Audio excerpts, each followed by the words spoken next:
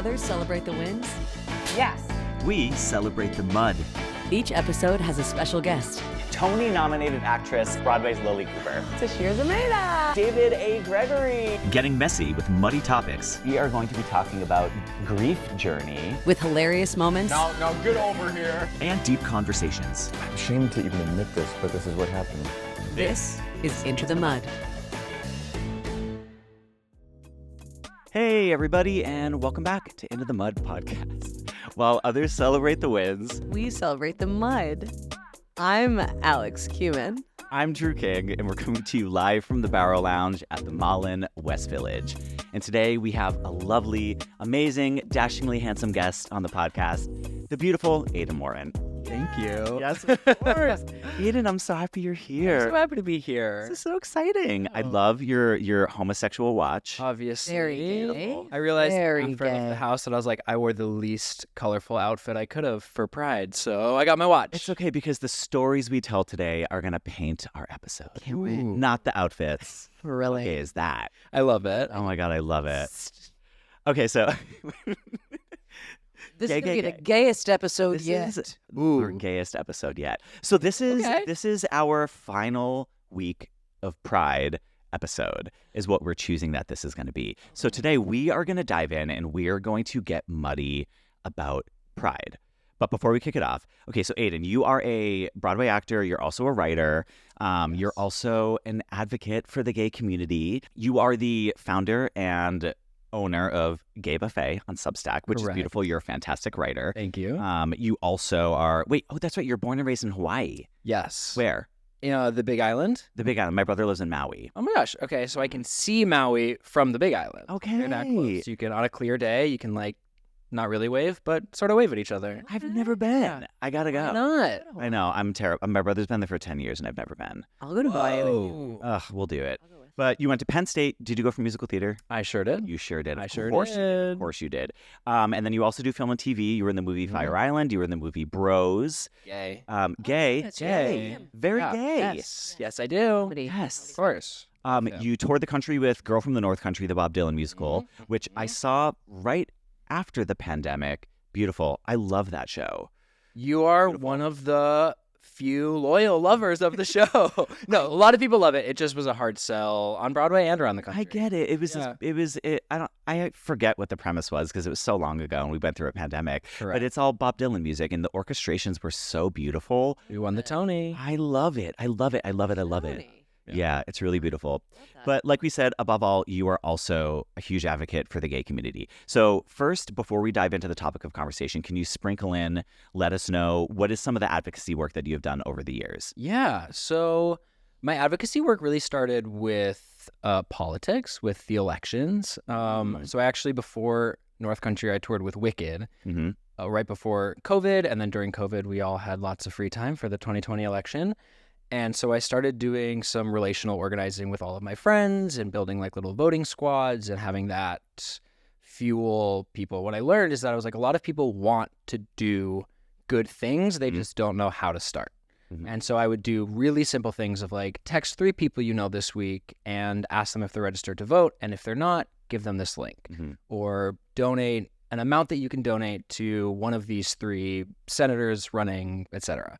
And I found that people really liked having homework. Yeah. So that sort of was where it started. And then when I decided to go on tour with Girl from the North Country, I knew that I wanted to have something else fulfill me because, a year is a long time to be away from home and it's hard. And so I was like, you know what? Based on the writing that I did for Gay Buffet, every city that I went to, I started writing about the gay history. I've always been really passionate about queer history and spreading that information. And so I thought, if I can, in addition to researching the queer history, research a queer nonprofit in every city that I go to and raise money for them, I think that would be a good plan. So that's how it started. And then Gay Buffet, which I write 2 articles a week, a free one on Wednesdays, a paid one on Fridays, has really sort of become this sort of political leading through optimism and helping people with I don't want to call it easy advocacy, but making advocacy more accessible to people. Beautiful. Could you tell us a little bit more? What's an example of accessible advocacy that you have Yeah, just featured like recently. Yeah. walking people through like how to call your senators, or again, highlighting nonprofits, because I think a lot of people don't think about how much $5 can do. But like, I think the most impactful experience was when I was on tour. We went to this thrift shop called Margie's Closet in Cleveland, Margie. and it's a trans-run, trans-focused thrift store. And so a bunch of us from the cast went, and just to like really see how much purchases of $5 mean, and to talk to these people who are doing incredible work outside of like major urban areas and in red states.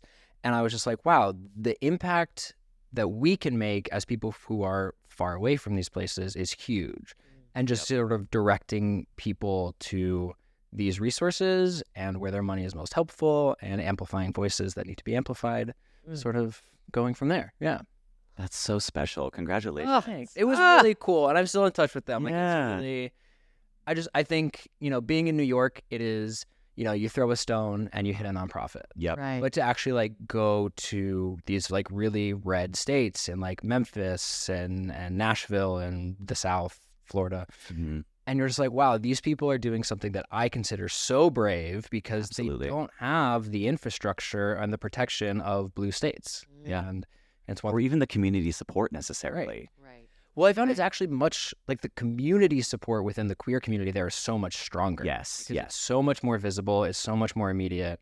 And I think that sort of is drifting away in certain larger scale urban centers. I do agree. Okay. Which is the perfect segue to our topic of conversation. You did your homework. Thank you, Aidan. I'm a really good student. Yes, I can tell. Loves his homework. We're going to be talking about the muddiness of pride, and in particular, how do we find out what pride means for us as individuals, and then also what does it mean for us as a community? And I think for queer members, especially in major metropolitan areas, we're so fortunate and privileged to, like you said, not have, have access to nonprofits, but also just there's bars you can go to, there's parties you can go to, there's every sorts of extracurricular activity. If you want to play gay dodgeball, you can do that. We have that in New York. They have it in San Francisco. They have it in Chicago when you live in a major metropolitan area. But, back in the 60s, this didn't exist. These things did not exist. So we have really, really turned a corner with what pride means. And we've gone through many different iterations of what pride is. And right now, pride is kind of in hot water, technically, because of this presidential administration. And with a lot of corporations that were dipping in and then dipping out and then dipping back in again and then kind of helping us out and kind of not. It's so uncomfortable and icky. But above all, what does it mean for you as an individual and celebrating your pride and your queerness? So let's kick it off by you as an individual. What does pride mean for you, Aidan? For me, Aidan, pride means celebrating all of the things that make me special in my queerness, my gayness, separate from my sort of existence in society. And that includes celebration, advocacy, history. I've always been a huge gay history fan. And making sure that that is visible for those who may not have the same opportunities that I have. Beautiful. And Alex, for you as an ally? Ally pride is important. I didn't study for this. I watched some lesbian porn 4 weeks ago. There we go. Weeks ago. Try last the night. research. I'm actually, I guess I've never really asked a straight person, what does pride mean to you? I think pride for me, like I remember last year coming to, I had shows at the Cellar on the night of the Pride Parade, and it was that's like so fun. Wild. It was like wild, and I was like, oh man, I've never because I didn't go like to see what the Pride Parade in New York was, but it was at the end of the night, it was a fucking disaster. It was crazy. like insane. Yeah, it's chaotic. crazy. But I think for me, it's definitely something that I would like to be more. I'd like to educate myself more on beyond what the parade is, right? Because we talked there's to so much. John You Lagoon. know John Oh Lagoon. my God, I love John. We talked He's to Joan about- photographing me and my fiance's wedding celebration. Oh my Oh my gosh. God, that's Oh, amazing. those are going to be He's fucking beautiful photos. so He's so good. talented. Oh, so good. Ah. But we talked to him about what is it? Pride is a Pride is a riot. Pride is a riot. And even just, I would like to know more about like how to educate myself better on what it means for the gay community too. Because I think at the end of the day, I'm like, it's not about me as a straight person. Sure. Like it's like, what does it mean? Of course. You're not centering yourself in it, but still it's being a part of the community. You are a part of the community. Right. I mean, you're my friend, so you're I'm in LA. I'm in You LA. go to Marie's Crisis, you're basically I go to Marie's Crisis, and this is the gayest podcast on the gayest podcast. I said that to her the other day. I was like, I feel like I'm just driving the gay agenda so much on this damn pod. It's just gay every day. It's good. No, it's great.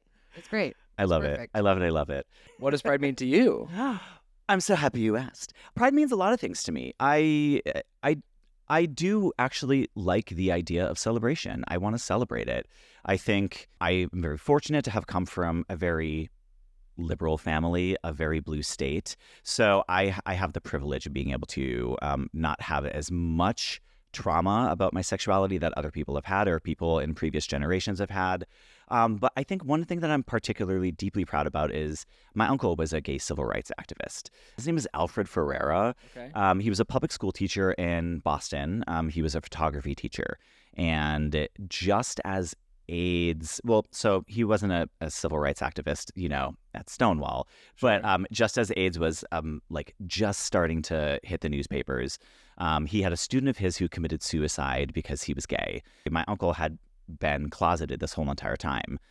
And so he felt compelled to come out to the whole entire public school system because he was thinking if I had been, a model or if I had been visible for this student, maybe they wouldn't have taken their life because they would have seen that you can be a healthy grown adult as an out gay man and still live a beautiful, healthy, successful life. So he really turned a corner and started doing a lot of advocacy work. And he is essentially the reason that gay-straight alliances exist in most public schools in the United States. Damn. No, So it started with a thing. It was called Project 10 East was the name of the program. And at one point he was the Grand Marshal at the San Francisco Pride Parade. He was on Larry King Live. So he was like a huge That's incredible. advocate. I know. Just also a fucking delight. Like I just loved him. He was so like Boston and very much my mom's brother. Yeah. Took me under his wing before even I knew that I was gay. So, basically Is he he still- indoctrinated me. Him in the national park. There we go. The national. No, he's dead. He passed away in 2018. Actually, that was like 2 months after my mom passed away. So close. Yeah. So that's something that I celebrate with my pride. I love being able to know that I stand on the shoulders of the titans that came before us, but also someone who's in my bloodline, which makes me feel incredibly proud. So So that's cool. part of my celebration with pride. Love that. Yeah. And just to say that, like, you said he's like, wasn't at Stonewall, but that's what I've really learned too is like going around the country, those stories and all of the people who weren't at Stonewall and all the people that we don't get taught about are so important and like so important to the lives of all of the people who have come after them, Yes. no matter where they are. And I think that's one of the gifts of the digital age is that spreading of information is so much easier and that we can learn about all of these incredible people who, again, didn't have the infrastructure of New York to actually go out and make change. Exactly. It's also important to recognize that there were also many more riots and situations that were happening prior to Stonewall. Stonewall got the national headlines and was the straw that broke the camel's back, shall we say, and what became the explosive event. It was the catalyst. But prior to that, there were other events that were happening. There were other sit-ins, there were stand-ins, there's the Mattachine Society. Have you been to Julius with me yet? Oh, It's the best. far. It's the best. It's right down. It's like right across the street. It's right down the street from Stonewall. It's another gay bar that The was not a gay bar, but I think is the oldest. It's older than Stonewall. Oh, wow. But yes, everyone stands on everyone else's shoulders, especially within the community, which is so delightful and something to celebrate now.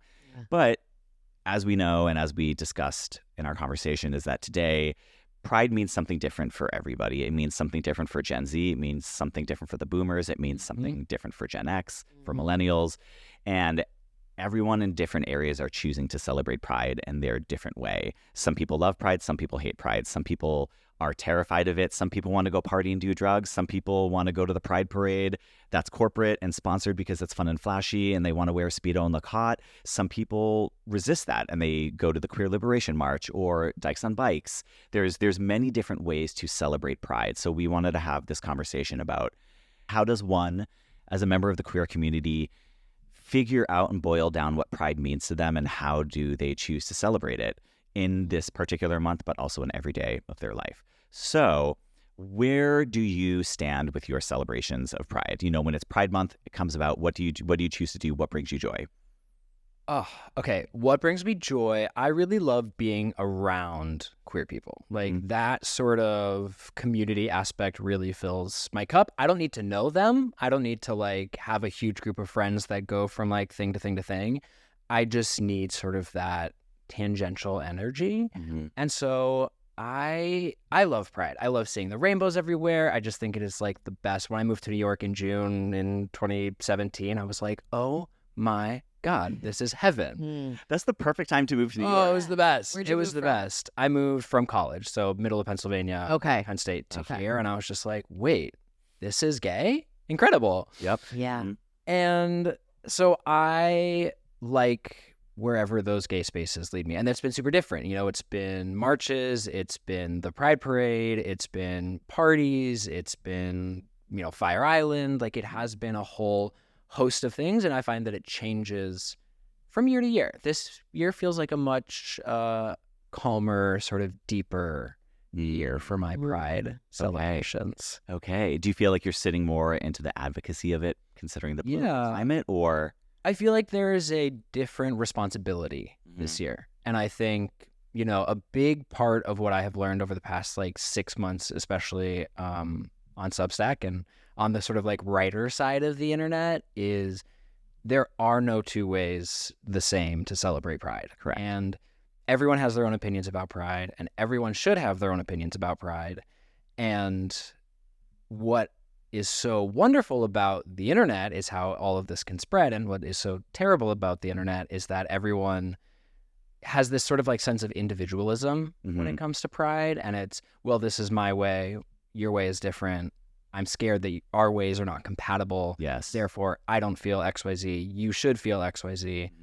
And so what I have really been looking at for myself this year is like, how can I extend the most like grace and kindness and lead by example to do the kind of Pride that feels right to me, and sit in that and be okay with that and sort of let that live in and of itself. Yeah, absolutely. There tends to be a lot of division in the community, especially with how we choose to celebrate Pride. And I think that tends to happen in smaller groups of minorities where there's a lot of internal friction. We were talking about this the other day with like, we were talking about like typically oppressed groups having trouble coming together because of the systems that put them there in the first place, right? So we were talking about like specifically like women hating women, right? Like just for being women. And then we've talked a lot about like internal competition. And internal an article about Yes. Oh my God, exactly. It's like everyone looking at each other and saying, well, I should do this. And then also one thing that in general, I feel like a lot of Pride has become, or kind of always has been, even though it was started by trans women of color, essentially, we're the first people to throw the first bricks. It's a very white male-centric celebration often, very so often. And it's, in particular for gay men, I mean, at the end of the day, we're still men. And there's a lot of needing to compete and assert dominance, regardless of whether or not you're gay. It's still something that men want to do. So that tends to happen. There tends to be a lot of friction between men within the gay community, which a lot of people are also trying to combat and fight. How do you feel about that? Well, and gay men experience that competition even more so than our straight counterparts. But I also like what I was thinking as I walked over here is that even back then, even during Stonewall, even during like the Compton cafeteria riots and the sip-in, like we weren't a united front then either. Correct. And the Pride March, like there was a huge division between the people who wanted to go about gay civil rights as a political, we go through the courts, very much like it was led by Frank Kameny, who fought for gay rights in the courts, and not a lot of people know about him. And his opinion was, everyone wears suits and we picket and we're very respectful. We're showing people that gay people are just like everyone else. Yeah. And then, of course, there was Marsha P. Johnson and there was Sylvia Rivera, who were all like, no, we don't get that liberty anyway. Yeah. And they won't ever respect us. So let's throw a brick, let's burn it down. Yes. And I feel like we sort of, in our current climate, forget that we weren't a unified front then, even though we did fight for the same cause. And that there was, I think, some faith in that we were all moving forward together. And I think, in my opinion, and justified, because I'm like, yeah, a lot of these spaces are occupied by white gay men who don't care about making space for those who need it. And that is a huge thing that needs to be fixed. And so there is definitely accountability that needs to be held. And at the same time, I think a little bit of faith from all members of the queer community that we're all trying to move in the same direction, Yeah. even if our fights may look different. This reminds me so much of just what the Democratic Party is right now, or like 100%. the Women's Yeah. March, or like AOC and like Bernie Sanders versus like career politicians Right. who are just like, it's like, hey, can we all just forward is the way? And we're all like, the way. but what about Northwest? And it's Yeah. like, We're like, what's the best way forward? Whereas Yeah. like the other side doesn't care about the best way to tear things down. They're just like, let's just tear it down. tear it down. And that works. Yeah. And our way doesn't. Yes. Yeah. Certainly not is brutal. moment. And is that because we're very much like, well, we want to make sure everyone's pleased, and we want to make sure everyone's getting their voice heard, and we spend too much time doing that rather than just like, no, this is the message? Or I don't know. I don't know what the answer is there, but I think it comes from, well, what I have observed, again, is like all of the negative critiques that I've received online have been from other queer people, and some have been justified and some I don't think are. Right. And it makes me think, every time I think of this, Michelle Obama's first podcast episode, she says, we as a society have lost our ability to sacrifice for the sake of community. So we're no longer willing to sacrifice our individual comfort for the benefit of the community. And I think that is a huge internet issue. I think we're all so individualized that we no longer care for our neighbor because it's a step removed. And we're so much more comfortable staying at home and binging or scrolling that we don't have this same tactile information that we need. And so when, you see something that you don't like online, you're like, well, I'm going to comment that I don't like it. Yeah. Well, you wouldn't do that in person. And then unfortunately, queer people are the safer targets for harm from other queer people. Because it's easier for me to go to your page and be like, you're doing this wrong, than go to like a MAGA page and be like, you're doing this wrong. Of course. So if I'm feeling frustrated and helpless, I'm going to turn to the easiest option. And that, unfortunately, right now seems to be other queer people. Not as a blanket, but Yeah, it definitely feels internal. It's similar to, I don't know, I actually thought about this within the theater community. I felt in 2020 when, amidst the big reconciliation of trying to even slightly tip the scales of casting, and majority of Broadway shows and majority of opportunities in the theater and entertainment world have predominantly gone to white people for the most part. So there's been a bit of a social justice reckoning within the musical theater Broadway community, but there's been a lot of stone throwing within the community. Is that it's a lot of people are saying, well, you're not doing it right, or that producer's not doing it, or that's not doing it right. And I understand why people are doing it, because in some capacity we're all complicit. If you're not taking a strong stand, or if you're not taking any action moving forward, but also a big part of me is like, but we're only tearing each other apart right now. And the so many of the angry comments that I would see online and on Instagram pages and on TikToks and are so justified. I'm like, I completely agree. You're absolutely right. But I agree. So why am I yelling at you and you yelling at me? Let's yell at the producers or yell at the theater owners. Why is actor to actor or designer to designer yelling at each other? it's safer. It's safer, correct? safer, but I think it's also paralyzing people into inaction, because people are like, well, I don't want to say or do the wrong thing. So I'm just going to stay quiet, and I'm going to stay in my corner, and I'm not going to take a stance publicly on things, because if I say the wrong thing, I'm going to get yelled at, or I'm going to get canceled, or I'm going to get this or that. And it's like, I think I do, to your point of the internet is great for a lot of reasons. It's also so destructive in the way of it's exposing us to so many different opinions, not all of which are valid, and not all of which hold the same weight. And And I want to be the person that's like, everyone's voice matters. And it's like, of course everyone's voice matters, but no. Now we're gonna yes. Like, Well, it's about like trust, Yeah. right? We don't trust each other anymore. And like all of the comments back and forth.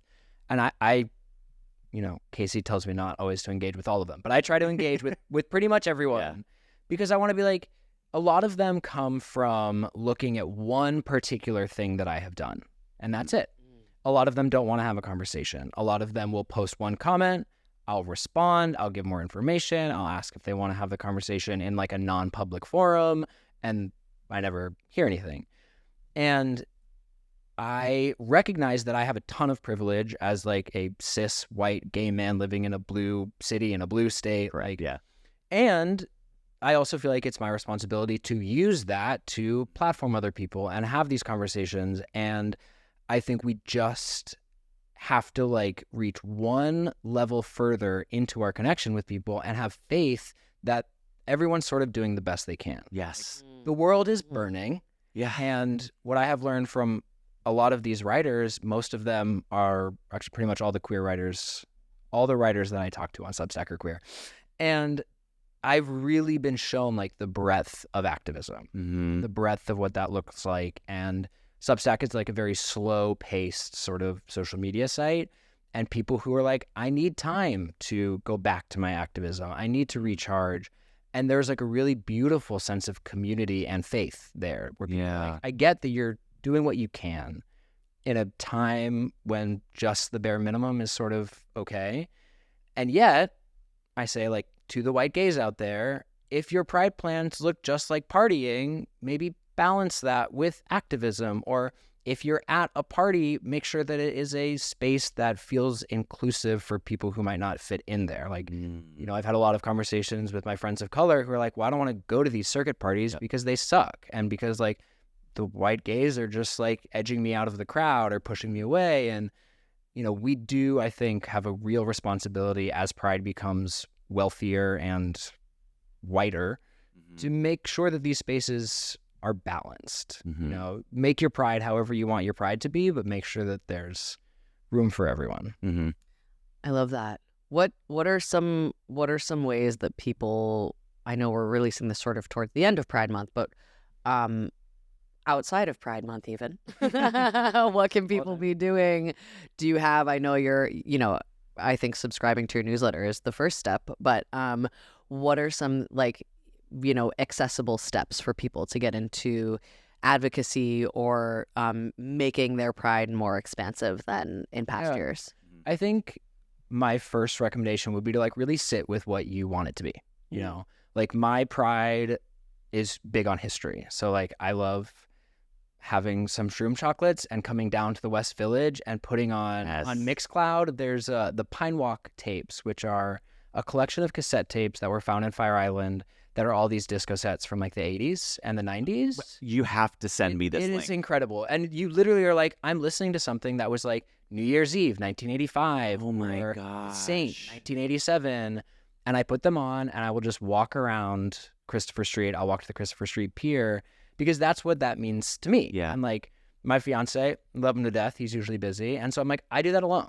Or for COVID, because there wasn't a Pride Parade, I walked the original Pride March route, which actually goes from West 4th Street up to Central Park on 6th Ave. But I was like, that feels meaningful for me because I want to connect to my history and I want to do that for just me. So step one, I would say, connect to what you want that to be and then find events that fulfill that, Google, a simple Google for like all of the places that need your help. And there are so many. And most queer organizations have links to other queer organizations. And like there is this need for community spirit right now.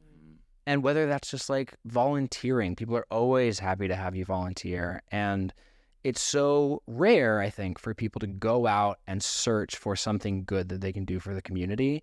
So as soon as you do that, people are like, oh my God, like you will make someone's month just by going to be like, I want to help. I love that. And do you have, I just wanted to follow up, do either of you have questions that you ask yourself to figure out what pride means to you? Ooh. or questions that you ask yourself to figure out, like, does that make sense? I feel like every Friday at 12:15 when I'm with my therapist all year long is me trying to figure out what pride means for me. Yeah. I ask a lot of questions. A lot in of therapy. Because I'm still trying to figure out what my identity is as a gay man as well. We've had so many conversations on this podcast where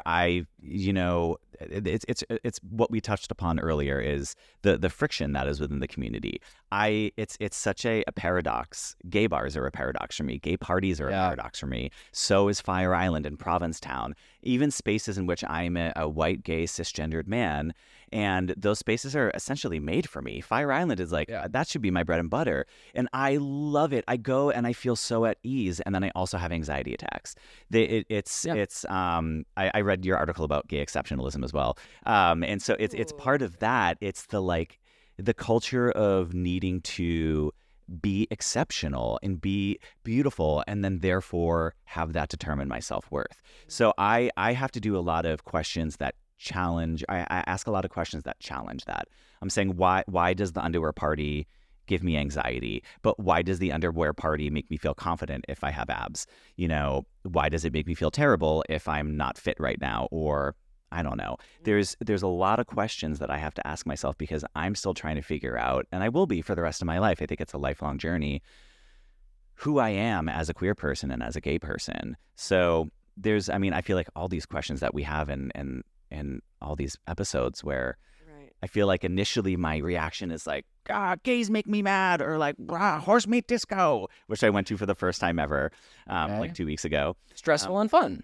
Stressful and fun. Oh, yes. Yeah. I had a great time and I also hated it. Yeah. And I was like, I'll never go back again, but maybe I'll go back again. It's also like my question that I ask myself a lot around pride is, do I actually want to go to this or do I just have FOMO? Yeah. I should. Yeah. Right. And because it's like, do the people who I see as cool, if they're going and I'm not, what does that mean? Yeah. Do I actually want to go? Like, it took a really long time for me to explain to my fiance my very complicated relationship with those kind of parties, because I'm like, I love them and they're liberating, but I want to dance and other people are there for hookups and I feel great about myself until somebody who I think is cute walks past me, and then I feel really self-conscious. Yes. And then I'm in my head for the rest of the night, and how do I get out? And I want to be there with like my sisters to twirl, but like it is. And I think queer people, so much of queerness is a blessing, but it's also, we have to figure ourselves out and then answer to how we interact with our community. Whereas straight people, because I feel like women have to do it too. You're like, I'm still figuring out how I exist in the world, and now I also have to answer for womanhood. Yeah. And I'm like, you're figuring yourself out in therapy, and then you also have to come on here and be like, this is my stance on being gay, but this is my stance now. Yeah. Right. Yeah. And this is Currently. my stance that will change. If I get new information, if I learn new things, like this will all change. And again, it's like having the faith to be like, okay, we are trying. Yeah. And hopefully we can all say that we're trying, and some people aren't, and they should try harder. And the rest of us, we're trucking along best we can. Yeah, I agree. I do want so badly for everyone in the gay community to give everyone a little bit more grace. Right. And I think that they're, like we talked about earlier, the online community, having access to our phones and the internet 24/7 really does create a space for everyone wants to be black and white about this. Of like, if you go to that party, you're a terrible person. Or if you buy that gay thing from Target, you're an awful, horrible human being. If you know what I mean? It's and we do that, but there's so much nuance in all of this. And on top of it, there's also a lot of performative allyship, of course, which we have with corporations that are, they're the sponsor of Pride Week, and then, July 1st, they pull the plug and they're out. Right. But also that's complicated because, I don't know, my uncle used to be like, I don't fucking care, because I remember when Citibank literally wouldn't even, didn't give a fuck about us. Right. So Citibank's at the parade now, amazing. Cool. If they're giving us 1 month, awesome. So some people have that perspective, and I wish that we could all, instead of like jumping at each other, be like, oh, interesting. Like, just take a breath and take a beat back and sit with it, because that is it's isolating us more in a time when we truly need to be coming together more. Or I so desperately hope that we can and want us to. I am hoping the pendulum starts to swing the other way of the what the internet has done is give us instant everything. Right. instant gratification. I want a book. I buy it right now with my thumb. I want this. I want to talk to this person. It's happening right now versus 10, 15 years ago. You wanted anything. You wanted a new pair of shoes. You had to go and wait till the store was open and go, and hopefully they had them. And if they didn't, then you had to order. Like, there's no delay between what we want and what we get anymore. And I think that is also spurring all of this immediate, like, speak without thinking, speak without consequence, say things without realizing you're not saying, you are talking to a human being on the other end of that computer. That's a person with feelings and a history and people who love them. I'm hoping that we're getting wiser to that.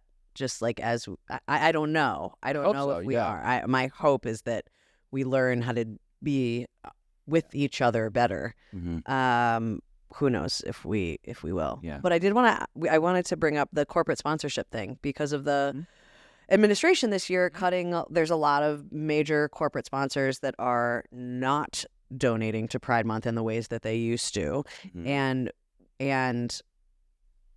that sucks. Don't do that. Some people, I posted about it, and a bunch of people were like, "This is great." And then what's the other side? Is I would love to hear the other side because to your point of going to these cities and finding the more grassroots organizations and the does corporate sponsorship being taken away now leave a vacuum for people to find smaller donors or throw their support behind, like mom and pop initiatives? Yes. So, like everything, it's very complicated. I used to work for and still do some work with Heritage of Pride, which is the New York City Pride Parade organization. And New York City Pride has lost $750,000 in corporate sponsorships this year. San Francisco, I think when the news came out, was $300,000. And a lot of people are like, great. I think that this is the more revealing time. Like, Citibank is in the parade. I think now is the time to see which ones are not. I think that is more important than who has been in the past. And it is an issue. And some of them, I will say, like Target is still donating the same amount. They're just asking to not be advertised that they are. Even though that is public knowledge. Yeah. And so it is scary as sort of like a barometer for public opinion in America. Obviously, we know public opinion is pretty bad right now for gay people, for trans people especially. And the problem is that trickle-down effect, like that $750,000, makes it so there are less events. Last year they canceled Pride Island because there wasn't enough money. Now there's less money. And Pride also gives out a bunch of grants to smaller organizations. So that money is also smaller. And it puts the onus, in Minneapolis, I think there was a shortfall of like $40,000. And so the community came together, rallied, raised $70,000. But in a time of economic uncertainty, putting all that onus onto the everyday person is great. Like, we should be supporting these people. Yeah. But it really does add a hardship. So is it good? I wouldn't say it's good. Does it maybe motivate people in a way that could be good? Yeah. Who knows? Yeah, I guess so. When the infrastructure falls out or the financial infrastructure falls out, then maybe communities will come together and rally more. Yeah. That is a bit of a silver lining. I do like that idea, that concept. Yeah. But I mean, then it is heartbreaking to think, okay, who's losing out on the other end of it? Right. So it's right. Heritage of Pride does not need that extra money. We all need money. But it's I have a really dear friend, Brian Derrick, he has a political giving platform called Oath. And his whole thing is they find the places where your money will make the most impact. He's like, the president does not need your $5. This person who's running for the state senate in Wisconsin or a judgeship in Michigan, they actually need your money. And that's how I sort of like to think about it, because I'm like, yeah, Heritage of Pride does not, but these little places, $5 means so much more than it does here. So it's all about where your money will go the furthest and making a difference. What would you personally wish and hope for Pride to be in, say, 50 years? Oh. In 50 years, I hope that Pride is a place for all of the queer people to live exactly how they want to, celebrate how they want to, my dream is that the advocacy is less of an issue, but I'm sure they thought that 50 years ago too. Yeah. And I hope that it is a balanced celebration. I hope that this year, I hope that in the future, I think that if people are celebrating and being joyous, because that is such a powerful form of resistance, that they are also taking care of their neighbors. So I think in 50 years, I hope that Pride is a revelrous, community supportive environment. I love that. Mm. I double down on ditto. Ditto. Ditto here. Okay, Yeah. great. Yeah. Ditto. I completely agree with that. I do want to circle back to what Pride means for different individuals, though, within the community, though. Because I do have, like you said previously, I also have a lot of friends of color who don't feel welcome in certain spaces, and especially amongst Pride celebrations. What would you say? Because I'm actually asking personally, because sometimes I'm kind of, I fall short on words of what to say to my friends who are like, I don't belong on Fire Island. I don't belong in Provincetown.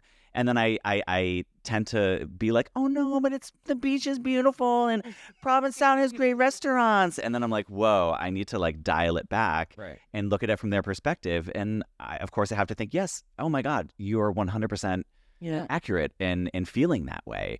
So what do you say to your friends, in particular your friends of color, who might say that's a very homogenous white space, I don't really want to go there? In regards to Pride, like what would you say if they were like, I don't feel like Pride is for me, I don't feel like Pride, I feel comfortable with Pride celebrations in those spaces? I mean, I'm not sure if I'm like entirely the best person to answer. Yeah, from white to white. From white person to white person. No. But I would ask, I actually wouldn't give a answer. Yeah. I'd be like, okay, well, what I would say, go back to what do you want Pride to feel like? Mm-hmm. And can we find a space that feels like that? And I think this is where like that form of sacrifice comes from, right? If you like have a friend who does not feel comfortable on Fire Island and you really want to go to Fire Island, as a white gay, you could be like, okay, I will not go to Fire Island because I want to like make sure that Pride feels like a space where all of my friends and all the people that I love feel accepted, feel celebrated, and not forcing anyone to do a Pride where they're not going to feel good. And recognizing that even if you like, are a white gay who goes to a party with all your white gay friends, to hopefully like really intentionally make that space to be welcoming, because a lot of us aren't. And even in 2025, especially, like everything is so expensive. Like that's the other huge issue with Pride, is like there are Pride events now that have payment plans, and just like really getting down to like what Pride is for you, making sure that your money is going to queer people and queer entertainers. Especially in New York, we have so many options. And if you have people who don't feel comfortable in certain spaces, find other spaces where they feel comfortable, or make them. Yeah. Love that. Make them. Beautiful. Make them.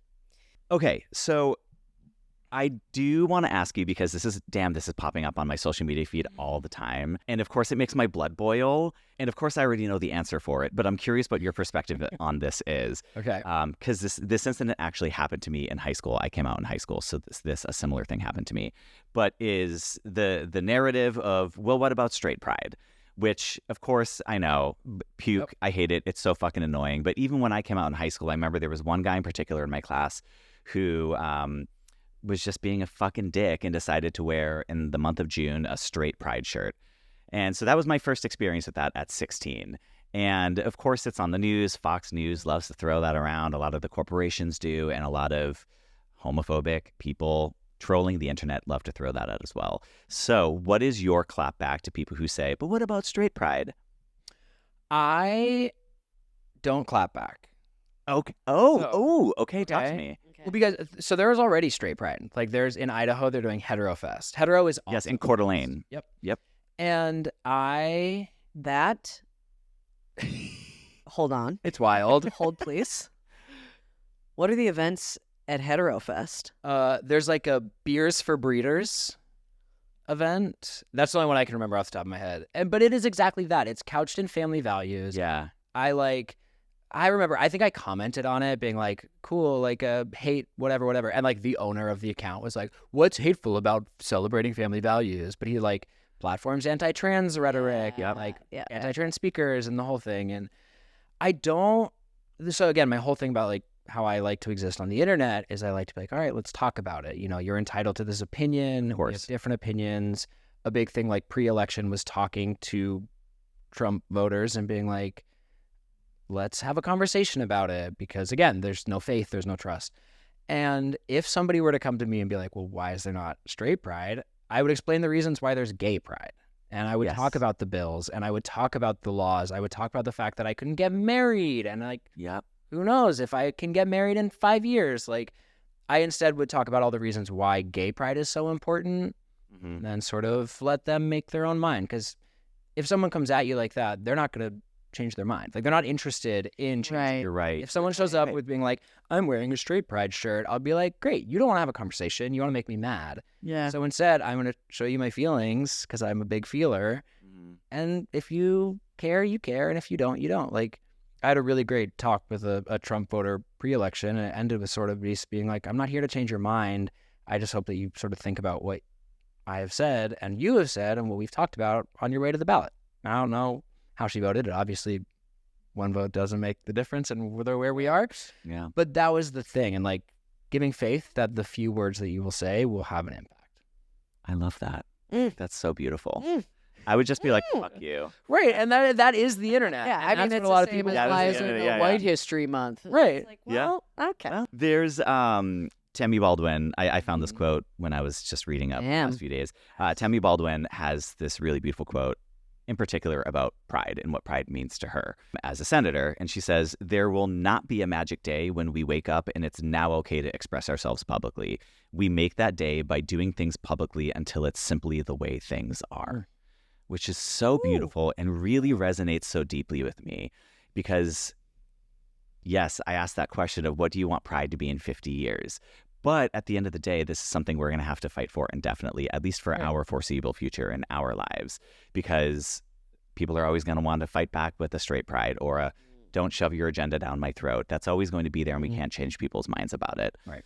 But if we can choose every single day to move forward with our own version of celebrating pride and lead with our own authenticity and lead with grace and love and nuance, then I think we can all take those steps together forward.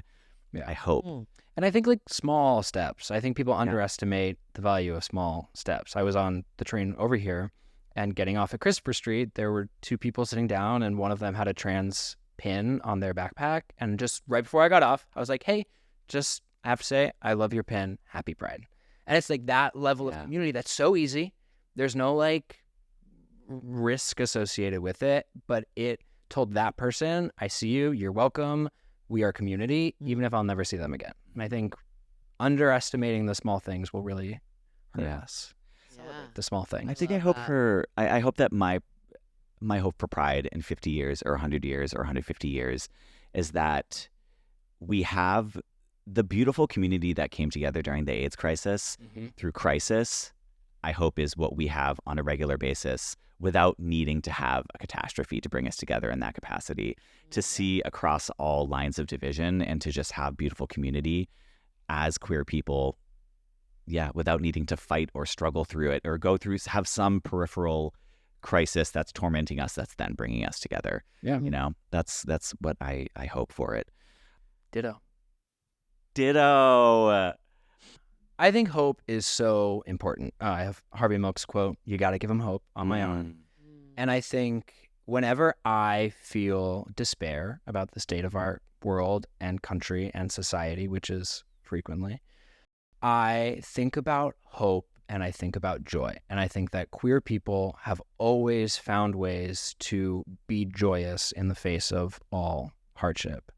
And we do that through community, and we do that through connection, and we do that through love. And I think it is a gift for queer people that love gets to be our form of rebellion. That is not something that a lot of people and not a lot of groups have. And that really is one of our strengths. And so I hope that this Pride, we show that love to each other, however that may look, have a little faith, and have a ton of hope and a ton of joy. And scene. Aidan, that was beautiful. Oh my gosh. Oh, Wow. Well, now we get to ask you stupid Oh questions. my God, yay! Okay, so rapid fire. Okay. As quick as you can, right at the top of your mind. Great. Okay, go-to summer drink. A bebecita, which is a really great frozen drink that Casey and I had last night. Rainbow or glitter? Rainbow. Beach or pool? Ooh, beach. Duh. What's gayer, brunch or karaoke? Brunch. Most annoying thing about the beach? Straight people? Yes!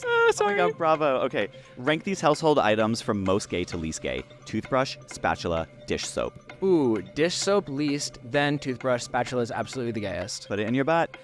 If you could go to a rave with any queer icon, dead or alive, who would it be? Harvey Milk. Gotta. Yeah. Yeah. Okay, kill, fuck, marry. James Baldwin, J.D. Vance, Marsha P. Johnson. Oh my God. Well, I'm gonna kill J.D. Vance and fuck and marry both of the other two. There you go. See, I set you up. Fill in the blank. Cover girl, put that bass in your walk. Head to toe. Make that whole body.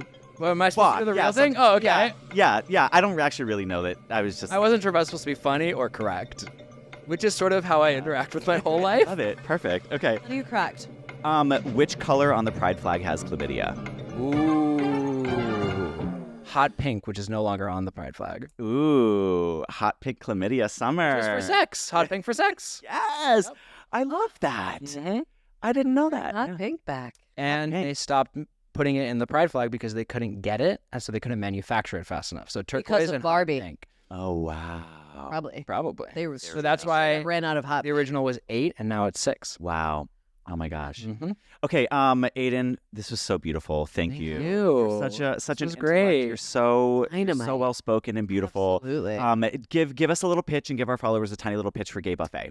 Gay Buffet is a weekly newsletter where I explore queer culture through a lens that is optimistic and hopeful. And then on Fridays, I do spicy, authentic, honest, communicative sex talk because where people did not get sex ed, and there's a lot of stuff that we need to talk about.